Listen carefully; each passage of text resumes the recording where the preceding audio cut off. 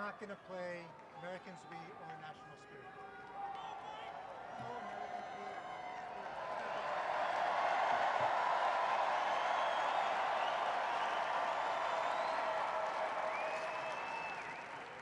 Next up, the Herald will play Honors.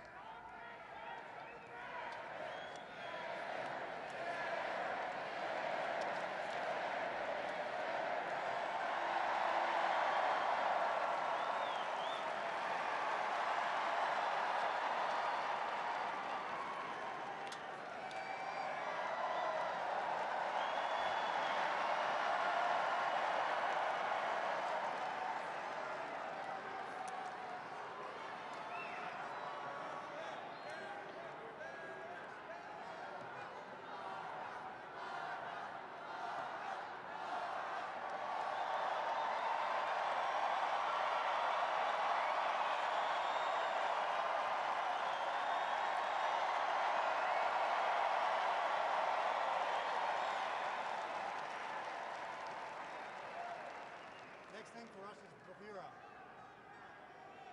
Next thing for us is bravura.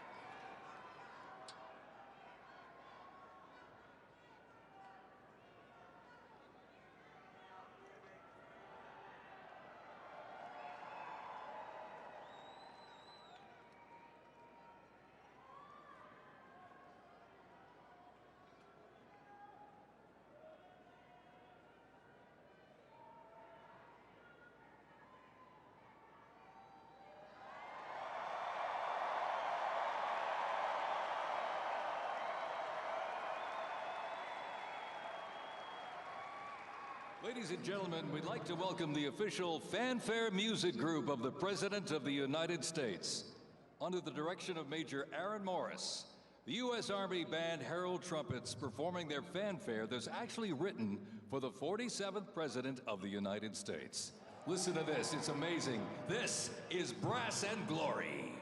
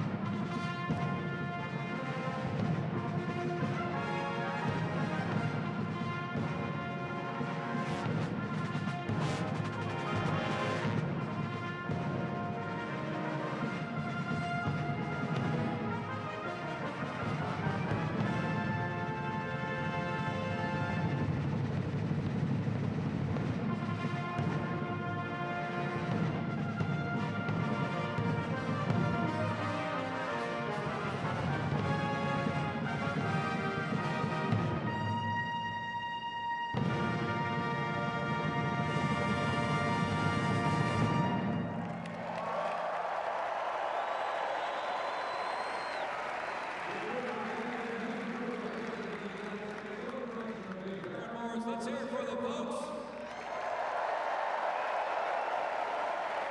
Brass and Glory.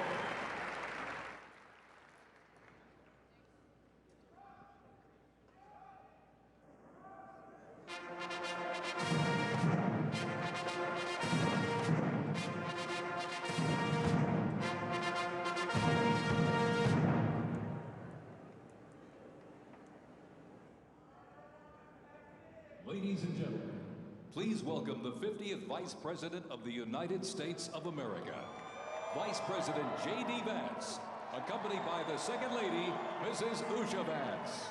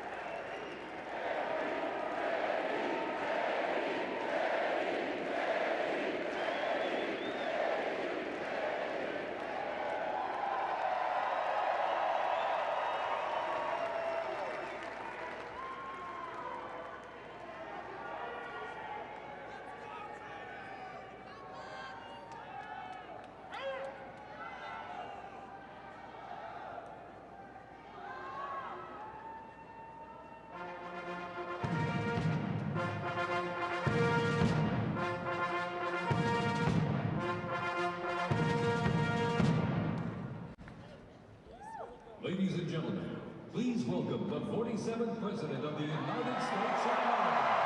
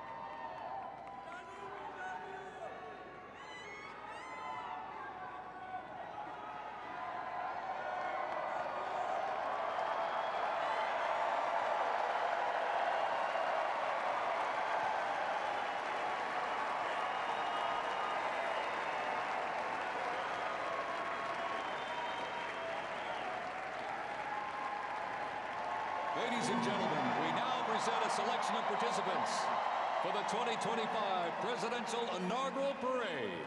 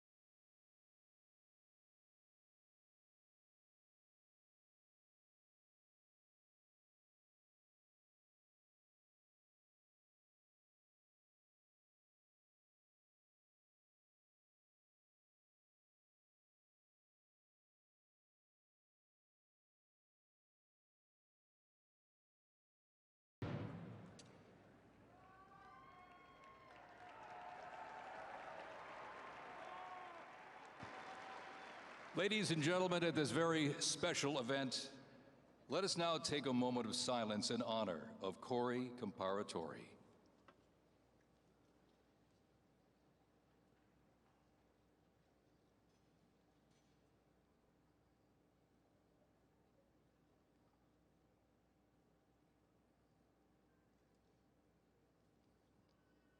Thank you very much, ladies and gentlemen.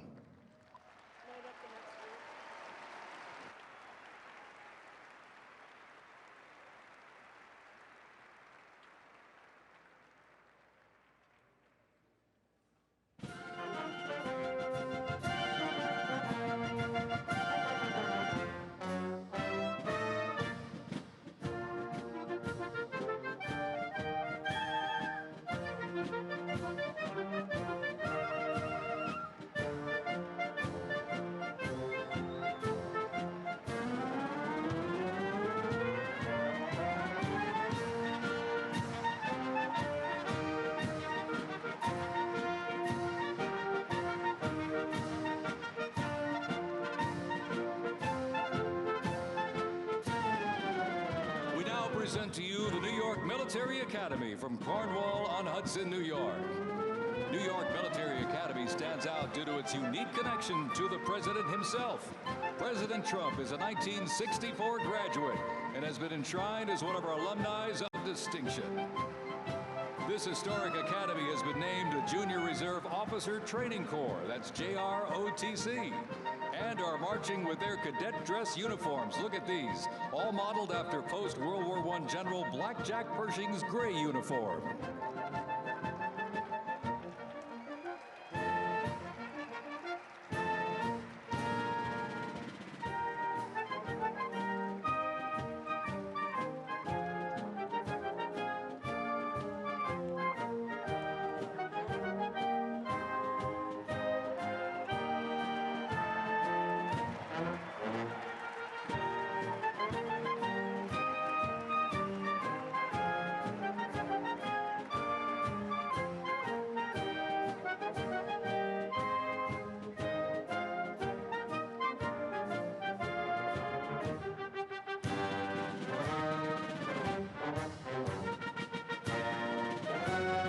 Introducing the Palm Beach Police and Fire Honor Guard unit, representing the town of Palm Beach, Florida.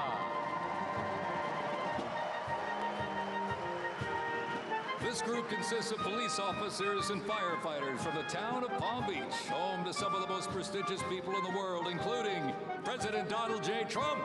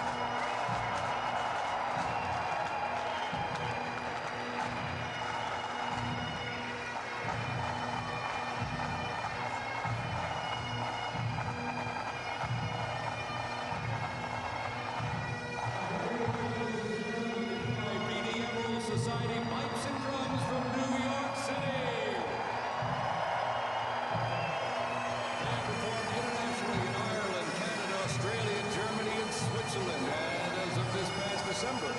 The band has had the distinct honor to perform at the 75th commemoration of the attack on Pearl Harbor in Oahu, Hawaii. The band has also played for hospitalized children, military veterans, as well as the 1980 and 2005 presidential inaugural parades, and His Holiness Pope John Paul II.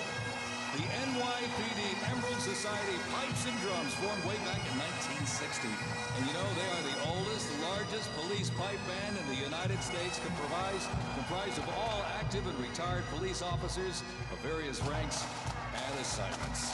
Listen to those bagpipes. Let's hear it for it, folks.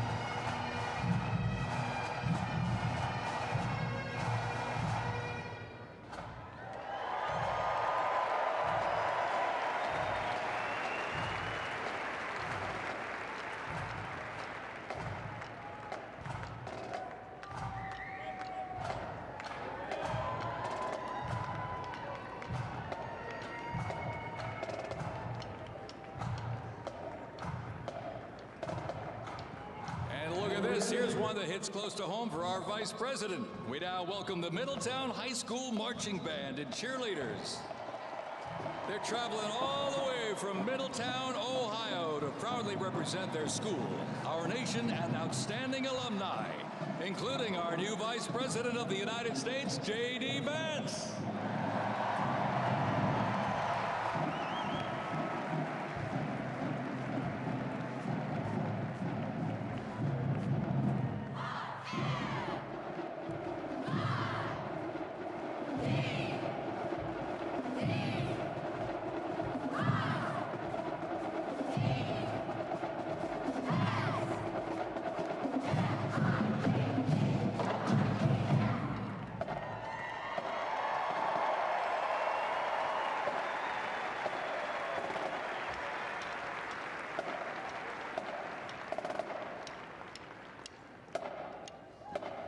The band has performed in countless parades, community and sporting events, as well as competitions. They have also always qualified for the Ohio Music Educators Association state finals for 23 years straight. How about that? And have earned the highest rating in 18 of those appearances. Woo! And today they performed America's Sweet Land of Liberty.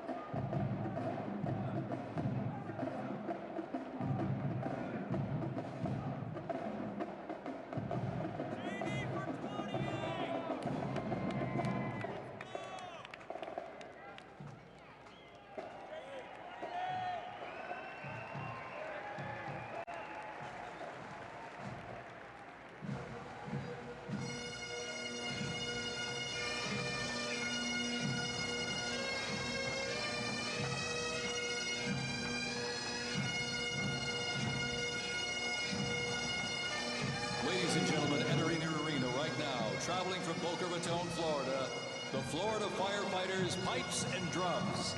And they are well seasoned when it comes to civic events. They've played and participated in parades, memorials, and other ceremonial events across both the United States and Europe. Today, they are wearing their most notable uniforms. What a great photo opportunity. Consisting of the Glengarry headgear and kilts. And they are proud to honor their fallen brothers and sisters each and every day.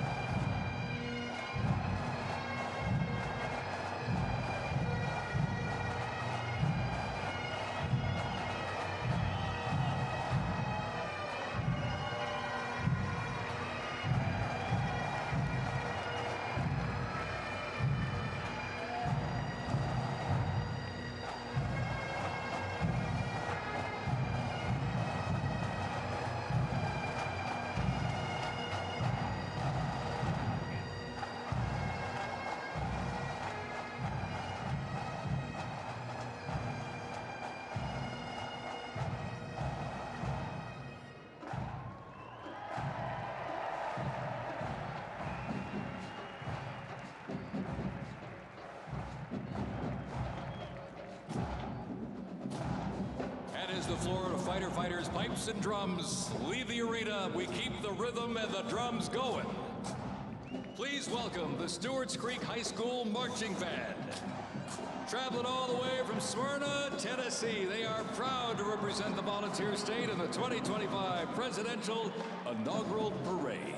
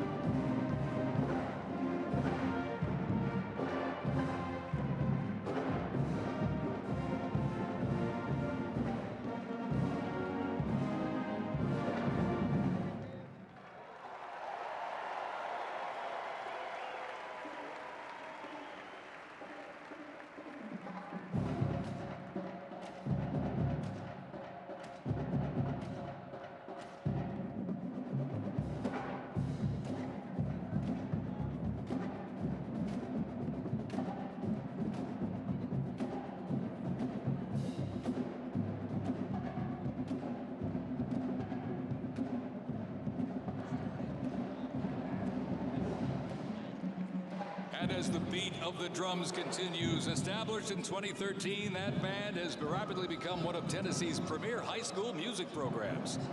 This band has participated in numerous civic events that honor significant moments in our nation's history, like the 75th anniversary of the attack on Pearl Harbor, Captain Jeff Cuss, United States Marine Corps Memorial Dedication, Chicago Thanksgiving Day Parade, and a Lincoln Memorial performance as well. The Stewart's Creek High School Marching Band, everybody. Make them feel welcome here in D.C.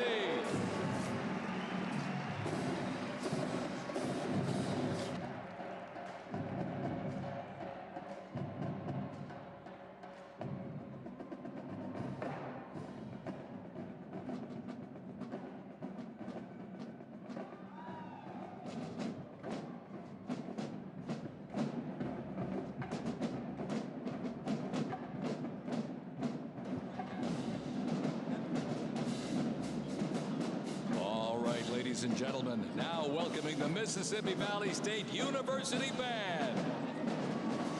They're traveling all the way from Itabita, Mississippi. Look at this, gang. This is the Mean Green Marching Machine. They are proud to represent historically black colleges and universities at the 60th Presidential Inauguration.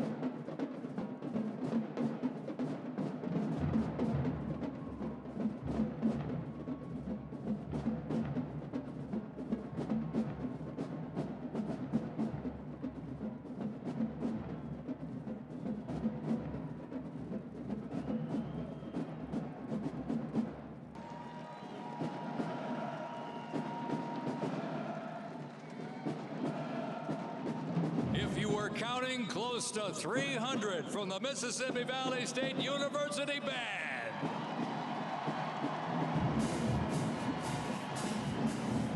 You know, since its founding, the band has consistently played a significant role at their university and across the United States. They have performed for athletic events, Mardi Gras parades, Rose Bowl parades, and many, many more. The Mississippi Valley State University Band takes great pride in presenting culturally diverse presentations for students, faculty, and the surrounding Mississippi communities. Take a look at that brass out there. Woo! That's just part of the big green marching machine. The Mean Green Marching Machine from Inauguration, Mississippi, ladies and gentlemen.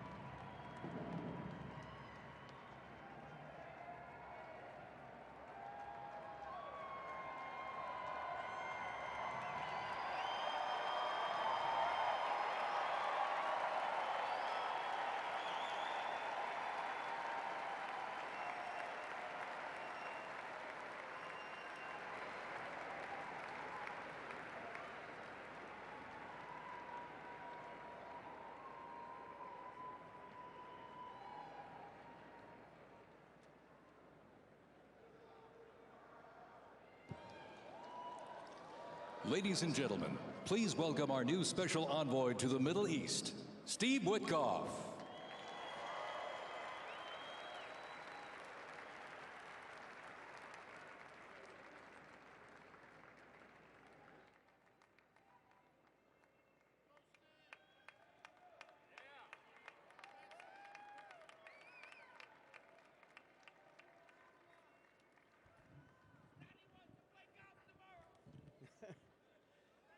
Good evening, everybody.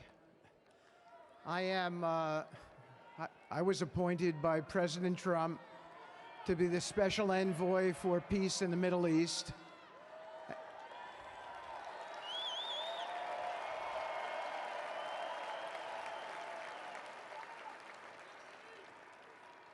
And I'd like to describe to you some of the things we're doing and how it informs on President Trump's policies. First of all, it is an honor to stand before you today as I reflect on the enormity of the role that President Trump has tasked me with. I am constantly reminded of the privilege it is to serve under the leadership of my boss, President Donald J. Trump.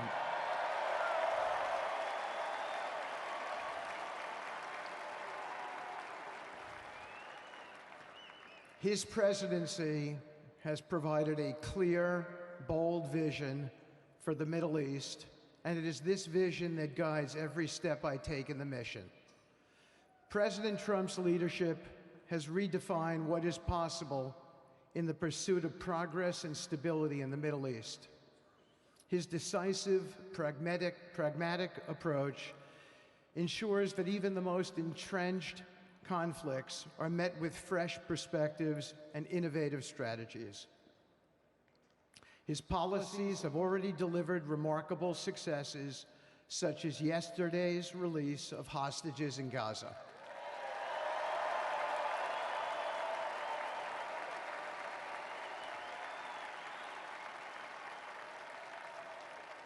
Thank you. This achievement demonstrates the strength of President Trump's leadership and the respect he commands on the global stage. It is yet another example of his ability to deliver results in the most complex and challenging situations. The Abraham Accords, a testament to his vision and determination, have also brought historic progress to the region, transforming old rivalries into new alliances. These agreements are not merely symbolic. They represent a practical roadmap for peace, economic cooperation, and mutual respect across nations. My role, as President Trump has tasked me, is straightforward yet profoundly challenging: to turn his vision into actionable outcomes. He sets the agenda, he lays the framework, and he inspires people like me into bold action. My responsibility is to implement his vision, engaging with leaders across the region to find pathways towards sustainable peace and stability. And let me tell you, having Donald Trump as a boss makes this task not only possible, but far more effective.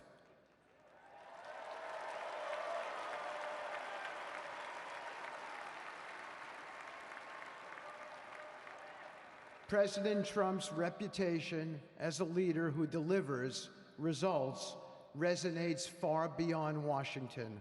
Leaders in the Middle East know he means what he says. His ability to cut through bureaucratic gridlock and focus on tangible results is the game changer. It allows me to approach delicate negotiations with the confidence that the full weight of the United States is behind me.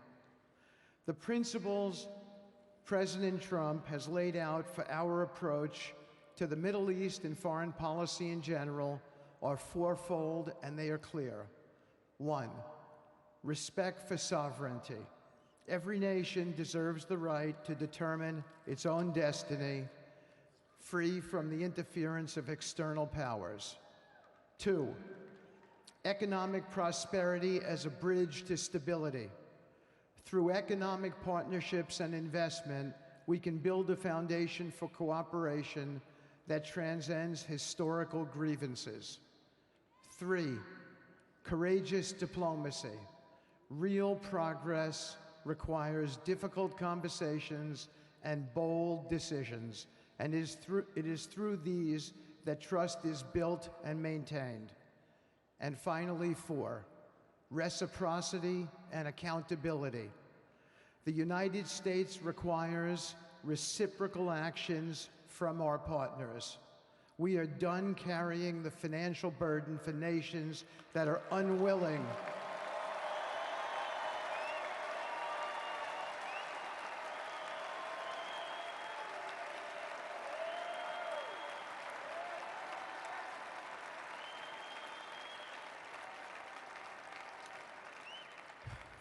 We are done carrying the financial burden for nations that are unwilling to fund their own progress. The days of blank checks are over.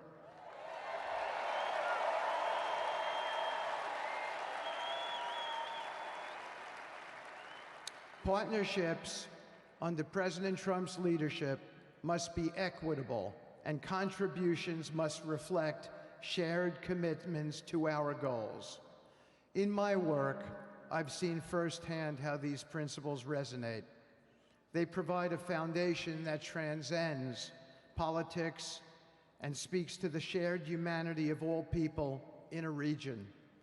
Leaders across the Middle East recognized that this Trump administration is serious about results, not symbolic gestures, but real, meaningful progress that improves lives. Thank you.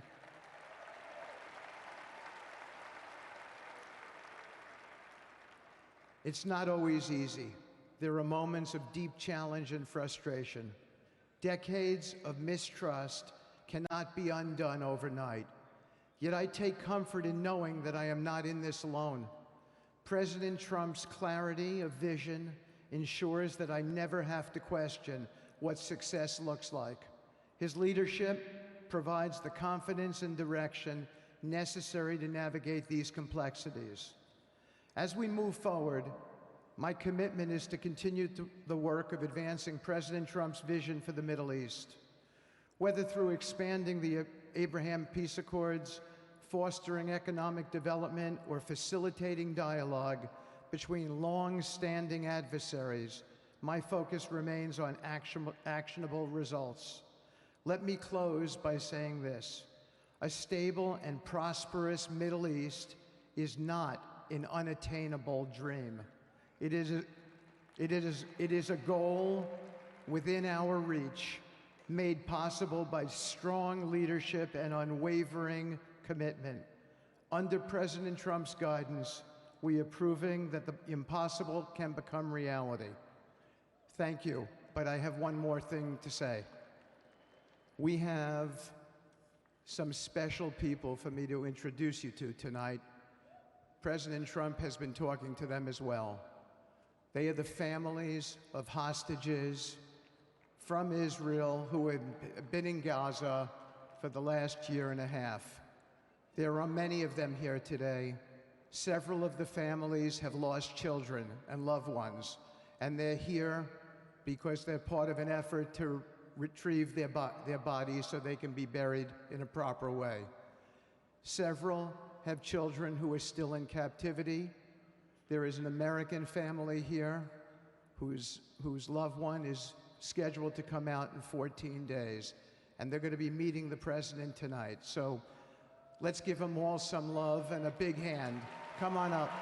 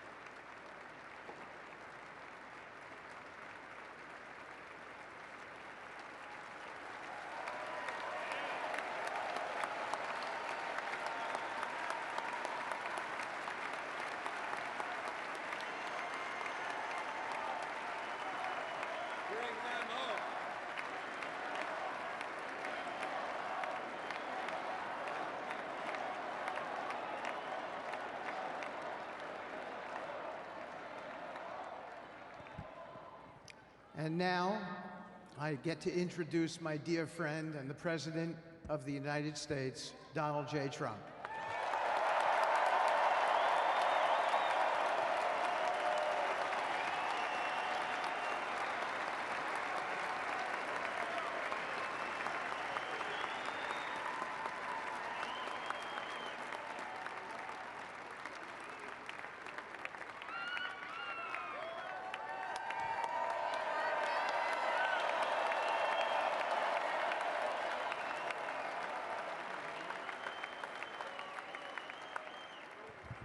Thank you very much, everybody. Appreciate it. Thank you.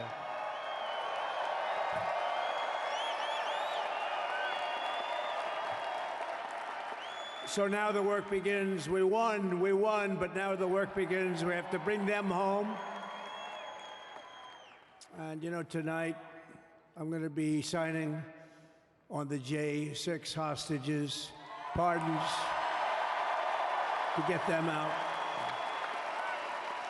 And as soon as I leave, I'm going to the Oval Office and we'll be signing pardons for a lot of people, a lot of people. And thank you to Steve Witkoff. He's a great guy. He's a friend of mine. He's been a very successful man. He's a great negotiator. He's a wonderful guy. People love him. And he's got a tremendous power of persuasion. And that's what we need. We don't need stiffs. We don't need stiffs. We got a lot of stiffs. You just had a whole load of them.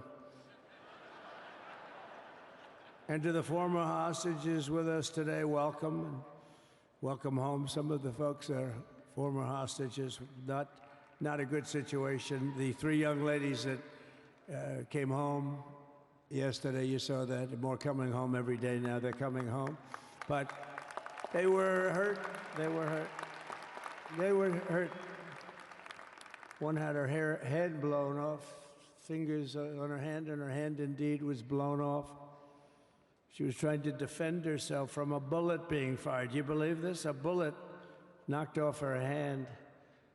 I don't know. You look at it, it's a disgrace. We never stopped praying for you, and we're so glad that you're reunited with your friends and families, and God bless you all. And some of them are just saying, no, my son is gone. But please just bring home his body, right, Steve? Many of you have told me that your son is gone, but bring home his body. It should have never happened. 3 years, it's ridiculous. Should have never happened. Wouldn't have happened. I also want to express my tremendous gratitude to the hundreds of thousands of proud American patriots who came from all across the country to join us in this celebration. It's a celebration of a big win.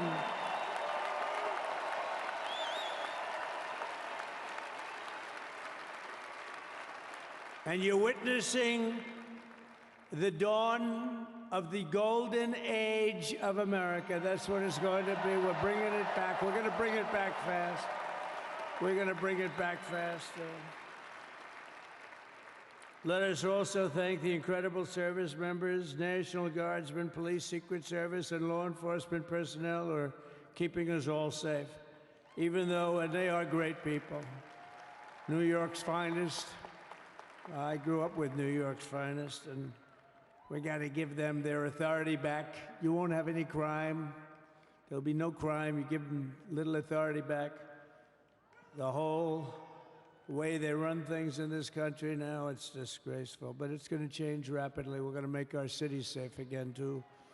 Even though we're indoors, we've had a magnificent inaugural parade. And let's give a big round of applause. They were great.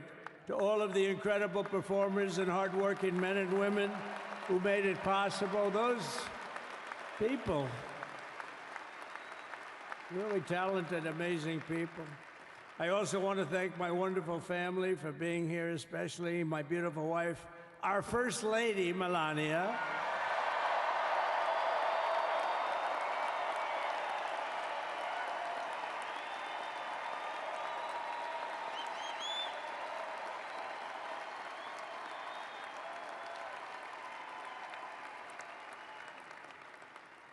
I love our First Lady. And also, JD. How good has JD been? And his beautiful wife, Usha. How good is JB? JD has been great. He's another good negotiator, Steve. He's a great negotiator, too. We need negotiators in this country. But so many of the people on the stage behind, not only family members, as an example, Lara Trump, the wife of Eric, she was the head of the Republican Party along with my friend Michael. Stand up, the two of you. What a job. What a job they did. They worked so hard. They knew there'd be rigging, but they said, we're going to make it too big to rig, and we did. We made it too big to rig. We won every swing state by a lot. We won the popular vote by millions and millions of votes. We won the whole ball of wax. And now we're going to go and drill, baby, drill, and do all the things that we've wanted to do and bring your costs down, your prices down, and make our country safe. So thank you very much, Michael. Thank you very much. What a job you've done, Michael. I'm never moving you, you know. He was thinking about getting a nice job in the administration. I said, no, I'm leaving you right where you are. You've done a very good job. We're not moving you, Michael. I'm sorry. Anyway, thank you very much. Appreciate it. Appreciate it very much. Right here with us also in the arena, I'm about to sign some very important executive orders of our new administration. Hey, Don, will you stand up, please? Don is another one. How about Don? This guy.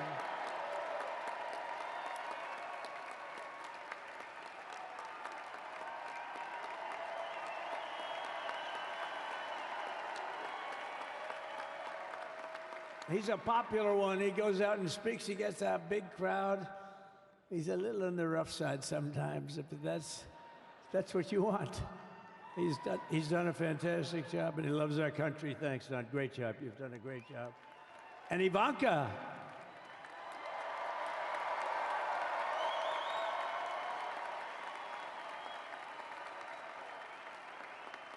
And you know, Jared negotiated the Abraham Accords, which are the biggest, it's the biggest deal made in the Middle East in many, many years, and it's really something. Jared, stand up, Jared. The Abraham Accords.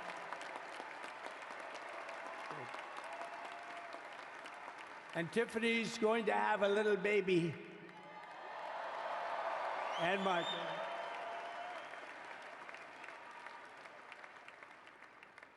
And then I have a very tall son named Barron. Has anyone ever heard of him?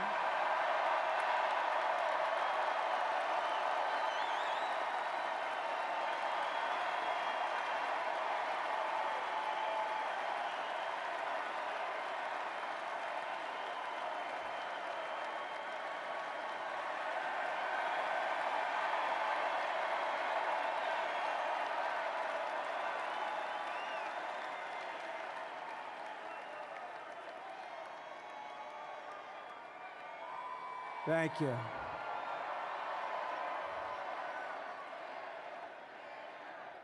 He knew the youth vote. You know, we won the youth vote by 36 points. And he was saying, Dad, you got to go out and do this one or that one. And we did a lot of them. And he respects them all. He understood them very well. And he said, Dad, you got to go out, do Joe Rogan, do all these guys. And we did. We did. And Joe Rogan was great. They were all great, right? Aaron, they were all good. He understood the market. Another famous one, how about Kai? Stand up, Kai.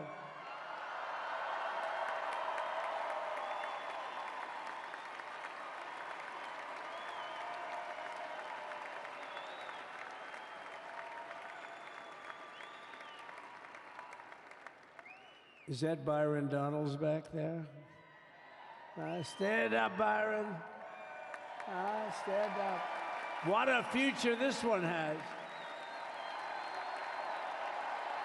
What a future.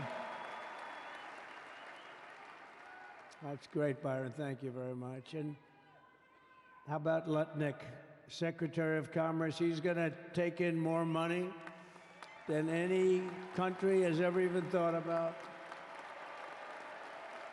He's going to take in some money. And we have many others. Look, I'm not going to go through it, but we're going to sign some orders right now, and that's really what I want to do. So we're going to sign executive orders. First, I'll revoke nearly 80 destructive and radical executive actions of the previous administration, one of the worst administrations in history. Maybe not one of them, the worst. Anybody that would allow millions of people to pour through our borders from jails, prisons, mental institutions, insane asylums, gang members to be taken off the streets of Venezuela and deposited in our country, and many, not just Venezuela. You know, crime in Venezuela is down 74% because they took their criminals and gave them to us through an open border policy of the previous administration. All over the world, they're emptying their prisons into our country. They're emptying their mental institutions into our country. It stops as of 1 o'clock this afternoon, okay? It stops.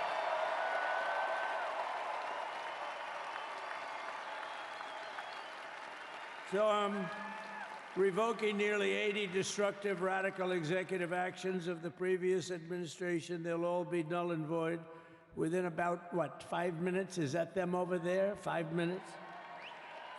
And next, to gain immediate control of the vast federal, out-of-control bureaucracy, I will implement an immediate regulation freeze, which will stop Biden bureaucrats from continuing to regulate. Most of those bureaucrats are being fired. They're gone.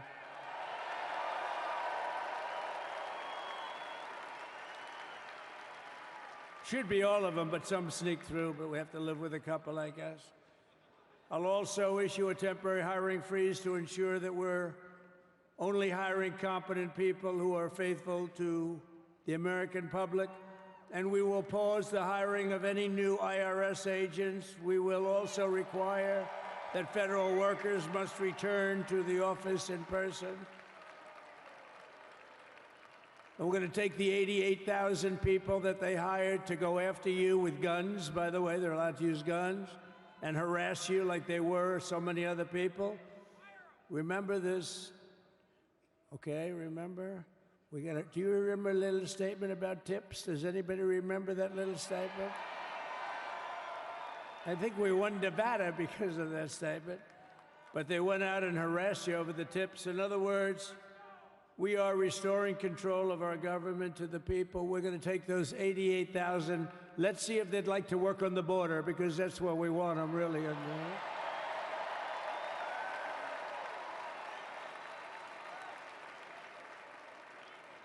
So we're going to have no tax on tips, right? No tax on tips.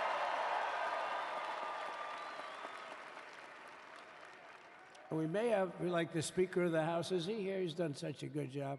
Is Mike here? He's around here someplace. I saw him just a little while ago. Hello, fellas. Look at you guys. Yeah, I know it. He's great. He's doing great. They're all doing good. The Republican Party has never been unified like it is right now. They want to save our country. And we're going to more than save it. We're going to make it greater than it's ever been before by a lot. Next, I'm going to sign a presidential memorandum directing every member of my cabinet to marshal every power at their disposal to defeat inflation and rapidly bring down the cost of daily life, because your costs have gone through the roof in the last 4 years. Perhaps you didn't notice. Does anyone notice their costs are like double, triple, quadruple? You can't buy bacon. Apples have doubled in price. You want an apple, anybody? Pay twice what you did 2 years ago. We'll put more money in your pocket, and we'll bring back the American dream and to reduce energy costs and liberate our economy. So we have more oil and gas than any country in the world, and we're going to use it. We're not going to do the wind thing. Wind. Big, ugly windmills, they ruin your neighborhood. They ruin you. If you have a house that's near a windmill, guess what? Your house is worth less than half. And did you see up in New England with the whales? You see what's happening? So they had 2 whales killed in about 14 years. Last year and the year before, total, they had 28. So if you're into whales, you don't want windmills either. and they're the most expensive form of energy that you can have by far. And they're all made in China, by the way, practically all of them. And they kill your birds and they ruin your beautiful landscapes. But other than that, I think they're quite good, right? Now, remember when we used to joke and kid when we were kidding, but we don't kid anymore? They want to watch the debates on television. They want to watch your favorite president on television. But the wind isn't blowing, so we can't watch television that night, Gladys. Remember? Gladys, I'm sorry, the wind is just not blowing. We're not watching Trump tonight. But I'm immediately withdrawing from the unfair, one-sided Paris Climate Accord ripoff. The United States will not sabotage our own industries while China pollutes with impunity. You know, China, I mean, look, they use a lot of dirty energy, but they produce a lot of energy. And when that stuff goes up in the air, you know, it doesn't stay there. It's not like you got a wall. We love walls, don't we? Not like you have a wall around and it doesn't. It floats into the United States of America after 3.5 to 5.5 days. It floats across the oceans, and it comes right over your neighborhood, and it falls into your neighborhood.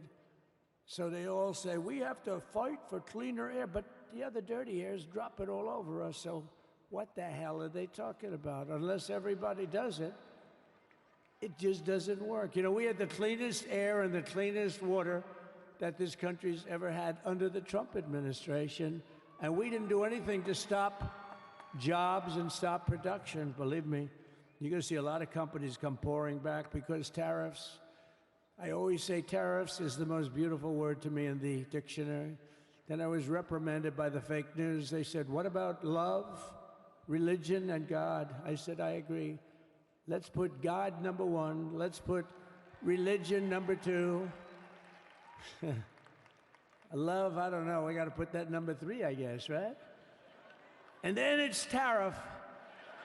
Because tariffs are going to make us rich as hell. It's going to bring our country's businesses back that left us. And I'll also sign an executive order to immediately end federal government censorship of the American people. In America, we believe in free speech, and we're bringing it back starting today to stop the weaponization. Oh, do I know about that? These creeps. Deranged Jack Smith. You ever hear of him? Deranged. He's a deranged prosecutor. He's sick. They suck him on me. He's now been reduced to getting on an airplane, going back to The Hague or wherever the hell he came from. We got to get rid of that guy. Hey, was he one of the many people that got a pardon today? Did they pardon Jack Smith? You know, did you know that Biden, while I was making my speech, pardoned his whole family?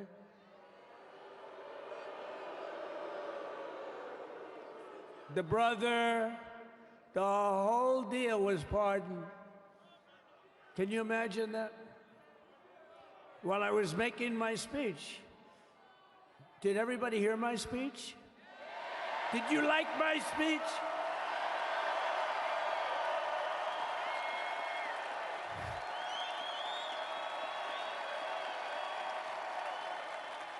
Thank you. I mean, the only thing wrong with it is I had a lot of tough things to say, and I have some great people that work for me. Sir, this is such a great speech. It's so unifying. Don't talk about Biden with his pardons of his family. We want a unified country. They said, don't talk about the J6 hostages that you're going to be releasing today. Sir, don't put that in your speech, please. I said, but I want to put it in my speech. I said, sir, it won't be unified like it is. It's so beautiful the way it is. And it is getting great reviews. You know, if I put things like that in, I'll get terrible reviews. One little paragraph that's a little bit wrong, the fake news goes crazy, right? So I said, all right, I won't put it in my speech, but you know what? I'm speaking in front of a hell of a lot of people. at a place called Capital One Arena, and I'll talk about it there. So we're going to be going over the beautiful Oval Office, one of the great offices in history. Even if it wasn't beautiful, it's the Oval Office, but it is beautiful. And we love the Oval Office. It all starts with the wars start and end there. Everything starts and ends at the Oval Office. We love it. But we're going to go to the Oval Office. We're going to sign. We're going to release our great hostages that didn't do, for the most part, they didn't do stuff wrong. You take a look at what went on, and look what happens in other parts of the country. In Portland, where they kill people, they destroy the city, nothing happens to them. In Seattle, where they took over a big chunk of the city, nothing happened. Minneapolis, where they burned down the city, nothing happened. Essentially nothing happened. All they want to do is go after the J6 hostages. A 76-year-old grandmother was arrested the other day because she was looking, I think because she was looking at the Capitol or something like that. No, we're not going to put up with that crap anymore.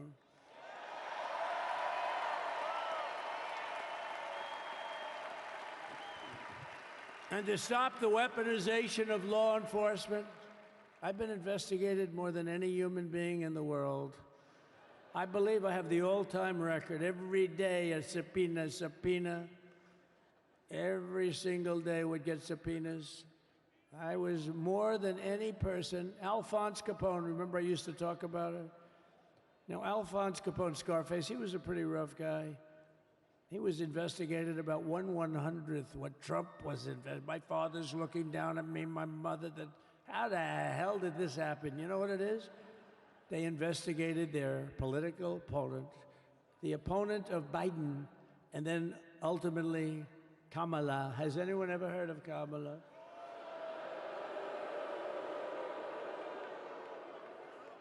We had to beat two opponents, you know? We had to beat Biden, then we beat him. Now he goes on top. The guy was like 39 points down. I think I could have beaten Trump.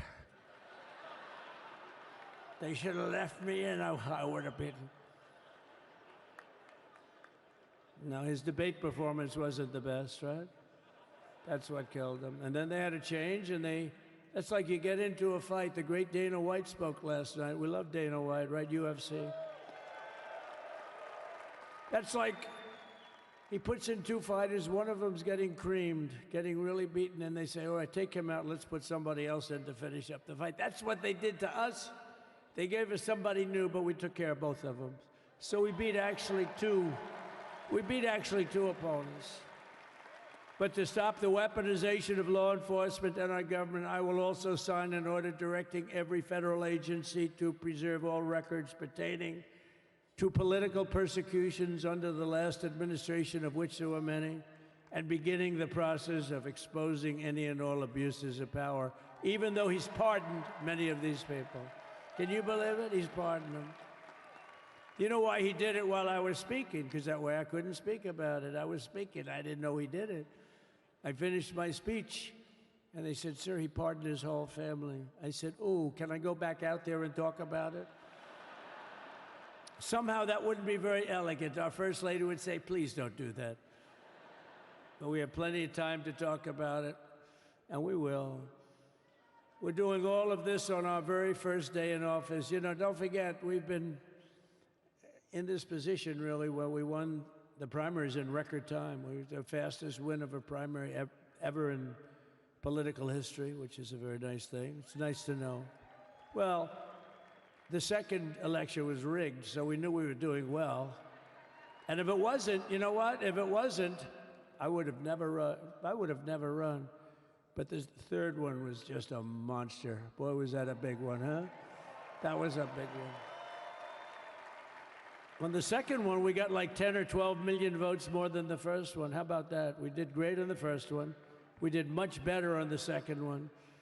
But bad did we do well on the third one. So we're gonna have some fun. It's very simple. We're gonna make our country great. We're gonna make our country great again. We're gonna make America great again. How good a name is MAGA, though, right? You know? I was going to say keep America great, but unfortunately it wasn't great. Can't say keep it great. It will be great again, but CAG, keep America great, CAG, I don't think it's ever going to replace MAGA. Does anybody like CAG? I don't think so. It's never replacing MAGA. Nothing will ever replace MAGA. MAGA was the most successful political operation, political movement in the history of our country, maybe in the history of the world. Let's see what happens, because we're not finished yet. We're not finished yet. We got a long way to go. But we're doing this on the very first day in office, and in just a few moments, I'm not only signing the release of the J6 hostages, I'm signing other things that you're going to love. Oh, you're going to be happy reading newspapers tomorrow, and the next day, and the next day, and the next day. So I just want to thank, I mean, look at this place. It's full to the rafters. You don't have any. Look at those people up there. You don't have any empty seats. And by the way, the Capital One owners, they are so good. We got to root for their teams because they have been so great to MAGA, to us. And I just want to thank Ted and everybody. You guys have been fantastic. And the ice hockey team's doing great. Ovechkin's pretty good, right? They're doing great. So I want to thank them, Capital One arena owners. They have been absolutely fantastic. And thank you once again to everyone. And I can only tell you, you're going to be very happy. You're going to watch a lot of good things happen. We got to stop some wars that are happening and going on. Some stupid things are happening. The war with Ukraine would have never happened, and it has. As you know, Israel would have never been hit on October 7th, and none of you would be up here. None of you would even know anything about this tragedy that you're going through right now. But Iran was broke. Anybody that bought oil from Iran, they couldn't do any business with us. You're not going to do business with America. China passed. Everybody passed. They were broke. They didn't have money for Hamas. They didn't have money for Hezbollah. And your sons would be alive, and they certainly wouldn't be incarcerated like they are. It's a shame. But we're getting a lot of people out in a short period of time. So I'm going to go right over to here, and I'm going to sign in front of you. Is that okay? Good.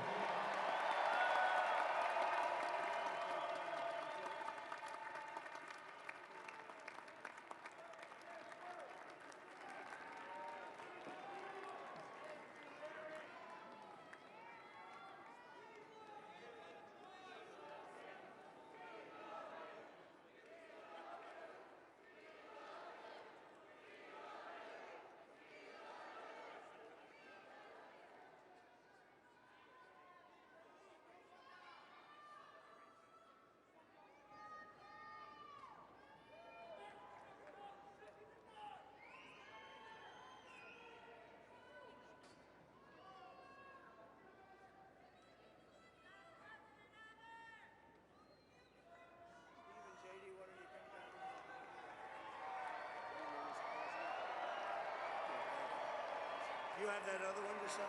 Sorry, what's it? Do you have the other one to sign? We don't have it over here yet, sir. We'll have it for you back at the other one. The first is the rescissions of 78 Biden-era EOs and presidential memoranda. You want to call it out? Do you want to say it?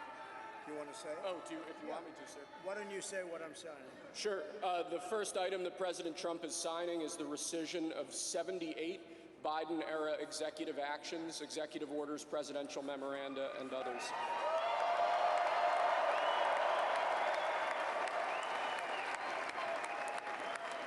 Thank you, sir.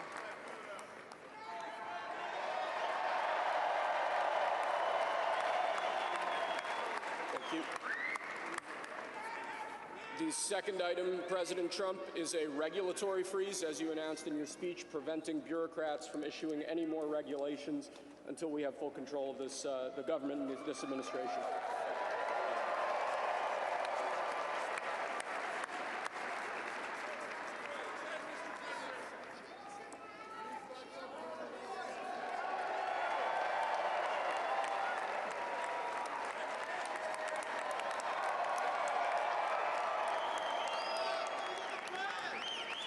Thank you, sir. Sir, can I have a pen? The next item, sir, is a freeze on all federal hiring, excepting the military and a number of other excluded categories, again, until full control of the government is achieved and we understand the objectives of government going forward.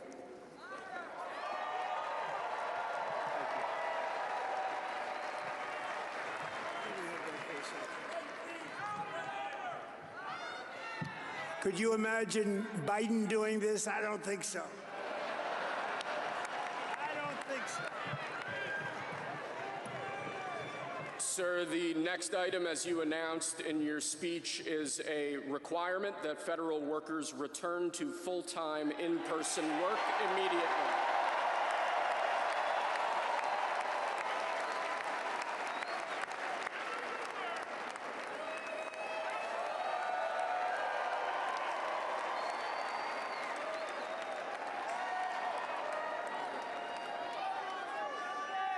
Thank you, sir. Next, we have a directive to every department and agency in the federal government to address the cost of living crisis that has cost Americans so dearly.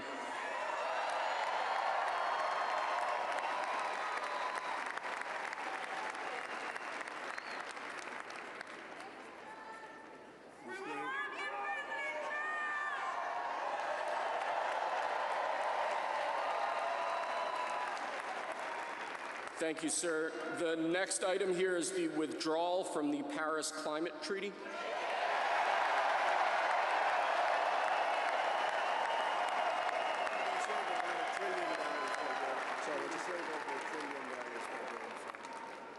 Yes, sir.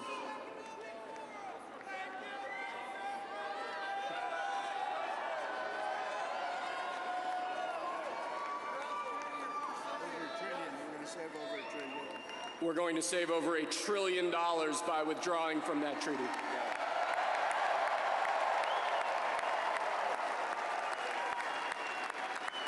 And the next item, sir, is a letter that will be transmitted to the United Nations explaining that we are withdrawing from the Paris Climate Treaty.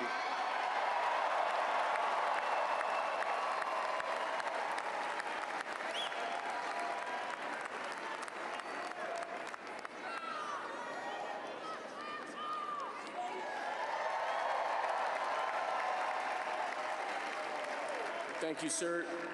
This next item is a directive to the federal government ordering the restoration of freedom of speech and preventing government censorship of free speech going forward.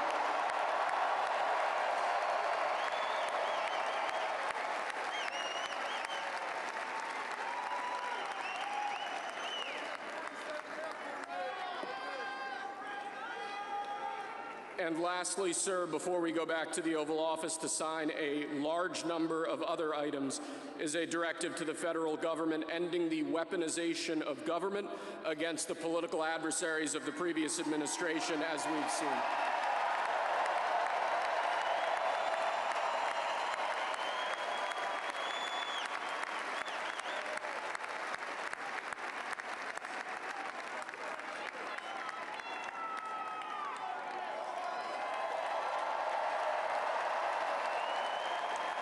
Thank you very much, sir. Appreciate it.